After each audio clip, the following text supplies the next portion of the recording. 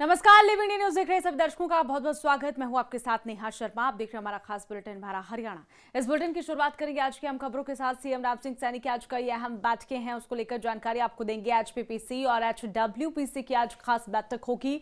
आपको बता दें कि हरियाणा निवास में यह अहम बैठक रहने वाली है। बैठक में की जाएगी महत्वपूर्ण खरीद। मुख्यमंत्री राव सिंह सैनी बैठक की अध्यक्षता आज करेंगे। खास जानकारी आपको दे रहे हैं आज कौन कौन से दौरे रहने वाले, कौन कौन सी बैठक रहने वाली सीएम राव सिंह सैनी की, उसको लेकर खास जानकारी। सीएम सैनी की आज अहम बैठक रहने वाली है। बैठक में आज कई महत्वपूर्ण खरीद की जा सकती है। इसी के साथ ही खास जानकारी आपको दे रहे हैं सीएम नायब सैनी की आज जो है लगातार बैठकें। सीएम नायब सैनी की आज अहम बैठकें हैं। इसी के साथ ही आपको ये भी बता दें कि एचपीपीसी और एचडब्ल्यूपीसी की आज खास बैठक होगी। तो सीएम नायब सिंह सैनी की आज महत्वपूर्ण बैठकें हैं। हरियाणा निवास में ये बैठकें होंगी और इसी के साथ ही इन बैठकों में अहम फैसले भी लिए जाएंगे। खरीद भी की जा सकती है। बैठक में आज महत्वपूर्ण खरीद की जाएगी, ये भी जानकारी सामने आ रही है। कई मायनों में ये बैठकें खास है। एचपीडब्ल्यूसी और एचपीपीसी की ये खास बैठक सीएम नायब सैनी आज खास बैठक करेंगे। और चलिए अब बात करते हैं अगली खबर की। हरियाणा कांग्रेस की आज अहम बैठक है। मनरेगा बचाओ संग्राम का राष्ट्रव्यापी शुभारंभ आज कांग्रेस करेगी। दोपहर 1 बजे अहम बैठक होगी। हरियाणा कांग्रेस कमेटी के ऑफिस में ये बैठक रहने वाली है। आपको बता दें कि बैठक में प्रभारी बीके हरिप्रसाद, हरियाणा के पूर्व मुख्यमंत्री और नेता प्रतिपक्ष भूपेंद्र हुड्डा भी, सांसद कुमारी शैलजा और इसी के साथ ही सांसद रणदीप सुरजेवाला, सांसद दीपेंद्र हुड्डा, हरियाणा कांग्रेस के सह प्रभारी जितेंद्र बघेल भी इस बैठक में मौजूद रहेंगे। तो एक तरह से कहा जा सकता है कि कांग्रेस के कई बड़े दिग्गज इस बैठक में शामिल होंगे। हरियाणा कांग्रेस की आज अहम बैठक है और इसी के साथ ही इसमें कई यहाँ पर एजेंडों पर चर्चा हो सकती है। मनरेगा बचाओ संग्राम राष्ट्रव्यापी शुभारंभ आज कांग्रेस करने जा रही है। कई मानों में कांग्रेस की जो बैठक है वो खास है।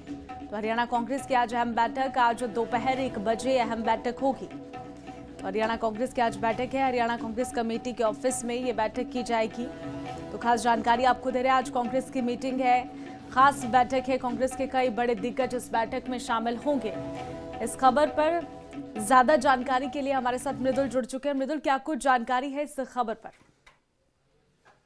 जी बिल्कुल, आपको बता दें कि कांग्रेस द्वारा मनरेगा को लेकर जो है पूरे देश भर के अंदर पहले प्रदर्शन किया गया और लगातार कांग्रेस का जो है यही कहना है कि वह जिस प्रकार से मनरेगा का नाम चेंज किया गया है और उसके टर्म एंड कंडीशन चेंज की गई है, लगातार वह जो है इसका विरोध कर रहे हैं। इसी के चलते आज मनरेगा बचाओ संग्राम के चलते आपको बता दें कि एक अहम बैठक जो है वो चंडीगढ़ के अंदर रखी गई है। चंडीगढ़ के कांग्रेस मुख्यालय के अंदर ये बैठक रखी गई है, जिस बैठक के अंदर जो है आगामी क्या कुछ जो है प्लान रहने वाला है उसको लेकर चर्चा की जाएगी। इसके साथ ही जो ये संग्राम कांग्रेस द्वारा जो शुरू किया जा रहा है इसको लेकर जो है चर्चा की जानी है। क्योंकि आज की बैठक ये इसलिए भी महत्वपूर्ण है क्योंकि इस बैठक के अंदर कांग्रेस प्रभारी इस बैठक के अंदर मौजूद रहेंगे। इसके साथ ही नेता प्रतिपक्ष भूपेंद्र सिंह हुड्डा वो भी इस बैठक के अंदर मौजूद रहने वाले हैं। इसके साथ ही तमाम जो बड़े नेता हैं कांग्रेस के वो इस बैठक के अंदर मौजूद रहने वाले हैं। कांग्रेस विधायक इस बैठक के अंदर होंगे। इसके साथ ही तमाम जो बड़े कार्यकर्ता हैं, इसके साथ ही जिनको जिम्मेदारी कांग्रेस द्वारा दी गई है वह सभी इस बैठक के अंदर मौजूद रहने वाले हैं। तो ये कहा जाता है आज की बैठक काफी अहम रहने वाली है क्योंकि आज की बैठक के अंदर ये डिसाइड किया जाएगा किस प्रकार से अब जो कांग्रेस है वो सरकार को घेरने का काम करे। क्योंकि मनरेगा को लेकर न केवल हरियाणा बल्कि पूरे देश भर के अंदर प्रदर्शन जो है वो देखने को मिले और जिसके बाद लगातार कांग्रेस का जो है आरोप कांग्रेस द्वारा जो है लगाया जा रहा है। उनका कहना यही है कि एक जो है कि राजनीति जो है वो बीजेपी द्वारा की जा रही है, जिसके अंदर महात्मा गांधी का नाम जो है वो हटाने की कोशिश की जा रही है। इसके साथ ही लगातार आपको बताना चाहूंगा एक पॉइंट और भी कि लगातार कांग्रेस द्वारा ये बात भी कही गई है कि जिस प्रकार से पहले एक रेशियो हुआ करता है जिसके अंदर केंद्र द्वारा जो है ग्रांट दी जाती थी, अब उसके जो है रेशियो काफी चेंज कर दिया है। अब 60% जो है केंद्र सरकार देगी तो वहीं 40% जो है वो राज्य सरकार के ऊपर जो है उनको जिम्मेदारी दी गई। 40% का वेज जो है उन्होंने देना है। तो इसको लेकर भी उन्होंने ये बात कही है कि राज्य सरकारों पर बोझ अब जो है केंद्र सरकार ने बढ़ा दिया है। तो इसी को लेकर जो है आज पूरी बैठक के अंदर चर्चा की जाएगी। तमाम मुद्दे उसके सामने रखे जाएंगे, तमाम चीजों के ऊपर चर्चा की जाएगी और उसके बाद आगे क्या कुछ फैसला जो है कांग्रेस लेती है ये देखने वाली बात रहेगी। बिल्कुल मृदुल, जिस तरीके से जानकारी सामने आई कि 1 बजे ये बैठक शुरू होगी और कांग्रेस के कई बड़े दिग्गज इसमें शामिल होंगे, समय सारणी कितनी रखी गई है? क्योंकि जब इतने बड़े दिग्गज इसमें शामिल हो रहे हैं तो हो सकता है कि बैठक जो है वो लंबे समय तक चले। जी बिल्कुल, जिस प्रकार से दोपहर 1 बजे ये बैठक शुरू होनी है, चंडीगढ़ स्थित कांग्रेस मुख्यालय के अंदर ये बैठक होनी है और निश्चित तौर पर ये बैठक जब चलेगी तो तमाम चीज़ों पर जो है चर्चा की जाएगी। तो कहा जा सकता है करीब 2 से ढाई घंटे ये बैठक जो है वो चल सकती है, क्योंकि तमाम मुद्दों पर जो है चर्चा इस बैठक के अंदर की जाएगी, क्योंकि तमाम जो कांग्रेस के नेता हैं वो भी इसके अंदर शामिल रहेंगे। तो ये कहा जा सकता है कि आज की बैठक काफ़ी अहम जो है वो रहने वाली है। उसके बाद हरियाणा कांग्रेस क्या कुछ आगे कदम उठाती है, इस बैठक के बाद क्या कुछ निर्णय उसके अंदर लिए जाते हैं, ये देखने वाली बात रहेगी। चलिए, शुक्रिया मृदुल तमाम जानकारी के लिए। तो मनरेगा बचाओ संग्राम आज जो है इसको लेकर बैठक करेगी। कांग्रेस के तमाम दिग्गज इस बैठक में मौजूद रहेंगे। हरियाणा कांग्रेस की आज अहम बैठक होगी। आज दोपहर 1 बजे यह अहम बैठक होगी। तो हरियाणा कांग्रेस की आज अहम बैठक है। हरियाणा कांग्रेस कमेटी के ऑफिस में यह बैठक होनी है। दोपहर 1 बजे बैठक की शुरुआत हो जाएगी। तकरीबन 2 से ढाई घंटे ये बैठक चलनी है।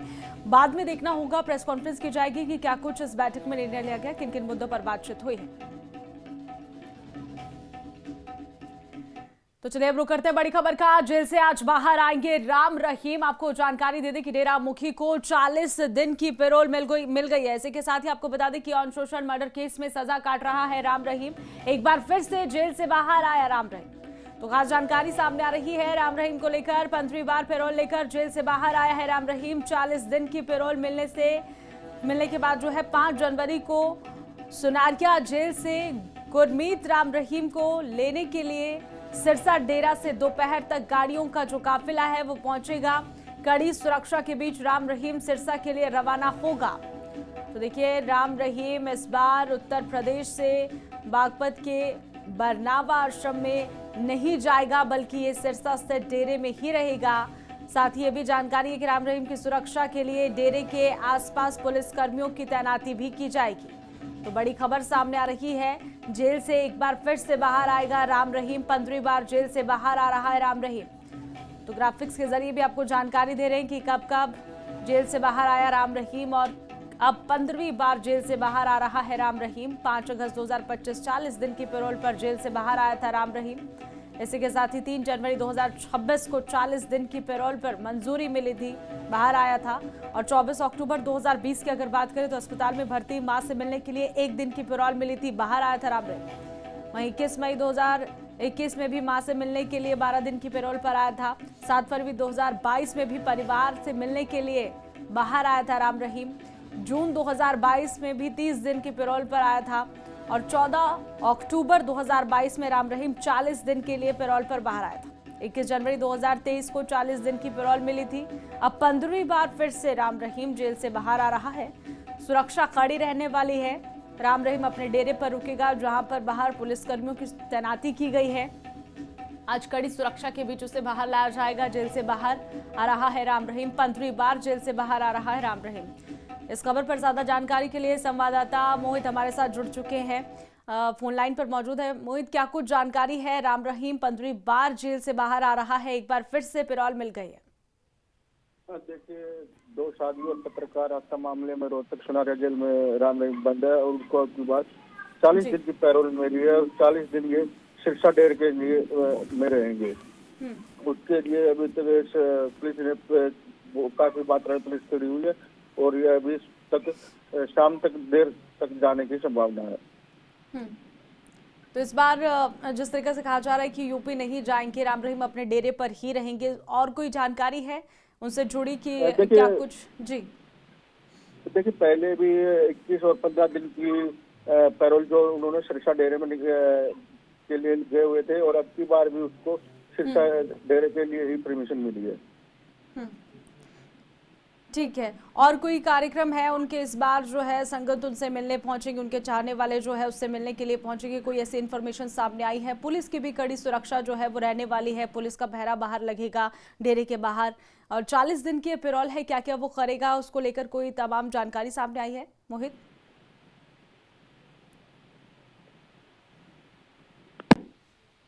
मोहित आप हमें सुन पा रहे हैं? चलिए, बहुत बहुत शुक्रिया मोहित। हो सकता है कोई टेक्निकल प्रॉब्लम थी। तो जेल से आज बाहर आएगा राम रहीम। दर्शकों, आपको बता दें कि 15वीं बार राम रहीम जेल से बाहर आ रहा है और आज जेल से बाहर आने पर कड़ी सुरक्षा जो है, पुलिस का पहरा आज रहने वाला है। डेरे के बाहर भी आज राम रहीम जेल से बाहर आएगा। 15वीं बार 40 दिन के पैरोल पर बाहर आ रहा है राम रहीम। वहीं अगली खबर कुरुक्षेत्र से। कुरुक्षेत्र पहुंचे मंत्री बेदी और श्याम सिंह राणा। दोनों मंत्रियों ने लंगर हॉल का शिलान्यास किया है। आपको बता दें कि श्याम सिंह और कृष्ण बेदी ने पूजा अर्चना की है। विधिवत 11-11 लाख रुपए देने की घोषणा भी उनकी तरफ से की गई। कैबिनेट मंत्री श्याम सिंह राणा ने महर्षि वाल्मीकि के जीवन पर प्रकाश डालते हुए कहा कि महर्षि वाल्मीकि का आशीर्वाद सदैव समस्त देशवासियों को मिलता रहेगा और मिलता रहा भी है। उनका जीवन त्याग, तपस्या और सामाजिक समरसता का अनुपम उदाहरण है। उन्होंने यह भी कहा कि महर्षि वाल्मीकि ने अपने जीवन से यह संदेश दिया है कि व्यक्ति अपने कर्म, तप और सद्भावना से समाज को नई दिशा दे सकता है। पूरे वाल्मीकि समाज की तरफ से इसके समर्थन की आप लोगों से अपील करता हूं, क्योंकि देश को यदि मजबूत करना है तो पूरे का पूरा चुनाव सिस्टम एक ही सिस्टम से होगा। इसलिए मैं आपसे हाथ जोड़ के अपील करता हूं कि वन नेशन वन इलेक्शन के अंदर मोदी जी को दोनों हाथ खड़े करके अपना आशीर्वाद और समर्थन देने का काम करें। आश्रम में आने का परमात्मा की कृपा से मौका मिला और बहुत अच्छा लगा, क्योंकि हमारे देश की जो परंपराएं हैं, ऋषियों की, संतों, फकीरों की देन है। आज दुनिया के अंदर भारत का नाम इसलिए भी है क्योंकि हमारी कल्चर है, हमारा इतिहास है और वो संतों से जुड़ा हुआ है। हमारे देश के अंदर जब भी कोई ऐसी दिक्कत आती है तो उनके विचारों से हमारे देश की हर चीज़ बहुत अच्छी तरह से हम हर समस्या का समाधान ढूंढ लेते हैं, क्योंकि हमारे देश के अंदर कृष्ण जी महाराज कुरुक्षेत्र से जुड़ा इतिहास है। क्योंकि यहाँ पर गीता का एक डायलॉग हुआ अर्जुन जी और कृष्ण जी के बीच में, वो एक बहुत बड़ा रूप लेके विश्व को रास्ता देने के लिए सबसे एक अच्छा विचार है, देश के लिए भी और दुनिया के लिए। वहीं अब खबर कलायत से। कलायत में चोरों के हौसले बुलंद नजर आए। चोरों ने सजूमा रोड पर स्थित खेतों में घात लगाकर 4 किसानों के ट्यूबवेल बोर से कीमती बिजली की तारें चोर ली। आपको बता दें कि इस वारदात में किसानों को अब हजारों रुपए का आर्थिक नुकसान झेलना पड़ा है। इससे पहले भी कई ऐसी खबरें सामने आई हैं। सोमवार सुबह जब किसान अपने खेतों में पहुंचे तो वहां पर बिजली की तारें गायब देखी, उनके होश उड़ गए। चोरों की इस घटना से क्षेत्र में किसानों ने पुलिस प्रशासन के खिलाफ गहरा रोष पनप गया है। मामले की गंभीरता को देखते हुए पुलिस की टीम घटनास्थल का मुआयना करने के लिए पहुंची। कार्रवाई के जी अगे तो किसान है जी, इबाम ना तो अगे ही जान देना पीछे ज्ञान पड़े से है जी, बोले वाले किसान है जी। दिन पर दिन प्रतिदिन चोरी होती लग रही है जी। हम तो थाना में दरखास्त दे इसका जी और इस तो ऊपर के कर सका जी हम। और ये अगर रात ना खेता में पहरे देवा जी, दिन रात पड़का है, एक टाइम आँख भी लग जाए जी, घर रोटी खाना आ जाऊँ उसके बाद तार चोरी हो जाए जी, क्या करें जी। और कई बार चोर असला भी लेकर आते हो जी, यार कल्ला आदमी के है जी, कोई जान मालना तो खतरा है जी हमारी ना 24 घंटे, और ज़्यादा जान का भी खतरा है उसका। तो एप्लीकेशन दे दिया। रात हमारी 4 बोरा की तार कट गई जी। उस एरिए में तकरीबन सभी बोरा की पहले कट ली 2-2 बार। हमारे 4-5 बोर बच रहे थे, इसमें तो एक बचा है, 4 की रात कट गई जी। तो इस मामले में हम यहाँ पे पहुँचे हैं पुलिस प्रशासन के पास दरखास्त देने के लिए, इन चोरों को जल्द से जल्द पकड़ा जाए। जिम्मेदार बहुत तंगा लिया इनता ना, हमारे पास जिस दिन रात पहरा आंदा, घर के भी काम हुआ है, रात ने सारी रात जगे भी जाता जी, जाडे का मौसम है। रात में 9 बजे करीब खेत से आया था, उसके बाद हमारी ये 4 बोरों की तार कटी है जी। वहीं अगली खबर नू से है। नू में पुलिस के हाथ बड़ी सफलता लगी है। करोड़ों की ज्वेलरी चोरी का मामला जो है सुलझा है। मुठभेड़ में आरोपी को पकड़ लिया गया है। आपको बता दें कि जयपुर का रहने वाला बताया जा रहा है आरोपी। तो खबर सामने आ रही है नू से। नू में 27 दिसंबर को हरिओम ज्वेलर्स से करोड़ों रुपए के सोने चांदी के आभूषणों की चोरी की बड़ी वारदात को अंजाम देने वाले गिरोह का भांडाफोड़ हुआ है। एक आरोपी को नू सीआईए पुलिस ने गुरुग्राम से मुठभेड़ के बाद गिरफ्तार कर लिया है। आपको बता दें कि आरोपी की पहचान जयपुर निवासी यादराम के रूप में की गई है, जो कि मुठभेड़ में घायल हो गया था। तो तस्वीरें भी सामने आई है, आपको दिखा दें। सीसीटीवी कैमरा में ये तस्वीरें कैद हुई है। एक तरफ वो तस्वीरें सामने आई है, दूसरी तरफ पुलिस ने आरोपी को काबू में लिया है। तो यहाँ पर चोरी का मामला सामने आया था। करोड़ों रुपए की ज्वेलरी चोरी का मामला अब जल्द ही सुलझेगा। एक आरोपी को पकड़ लिया गया है।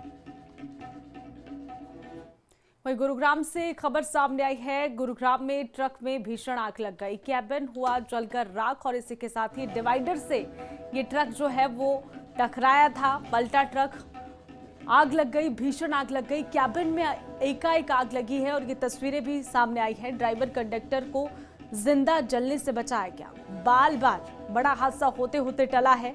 आपको बता दें कि गुरुग्राम में साउदर्न पेरिफेरल रोड पर बड़ा हादसा हो गया। एक ट्रक अनियंत्रित होकर रोड डिवाइडर से टकराया और पलट गया, जिससे वो पलटकर तुरंत उसमें आग लग गई।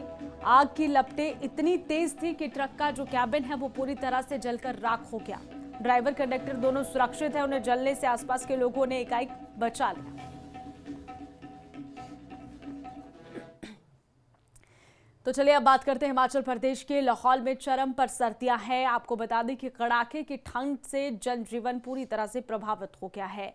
वहीं आपको ये भी जानकारी दे दें कि बीजेपी नेता रवि ठाकुर ने सवाल उठाए हैं, प्रशासन की कार्यप्रणाली पर सवाल उनकी तरफ से उठाए गए हैं कि ऐसे कठिन हालात में मूलभूत जो सुविधाएं हैं वो सुचारू रखने वाले कर्मचारियों की सुरक्षा और सुविधाओं को प्राथमिकता दी जानी चाहिए। सरकार को इस बात का ध्यान रखना चाहिए। रवि ठाकुर ने कहा है कि सर्दियों के मौसम में प्रशासन को न केवल आवश्यक वस्तुओं का पर्याप्त भंडारण सुनिश्चित करवाना चाहिए, बल्कि फील्ड में कार्यरत कर्मचारियों को भी ठंड से बचाने के लिए, ठंड से राहत के लिए आवश्यक विंटर किट भी देनी चाहिए, उपलब्ध करवानी चाहिए, क्योंकि कड़ाके की सर्दी पड़ रही है।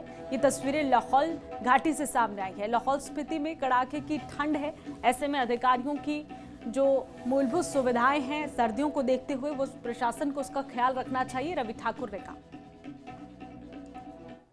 तो मेरा ये प्रशासन से कहना है कि आप लोग ये ईंधन का व अन्य चीज़ों का जैसे डीजल है, पेट्रोल है या स्नो किट्स वगैरह भी आपने नहीं दिया। स्नो किट्स वगैरह भी जो बाहर कार्य कर रहे हैं जैसे इलेक्ट्रिसिटी विभाग के लोग हैं उनको नहीं दे के सिर्फ डीसी ऑफिस या एसडीएम जो अंदर कार्य कर रहे हैं उनको बांट दिया गया है।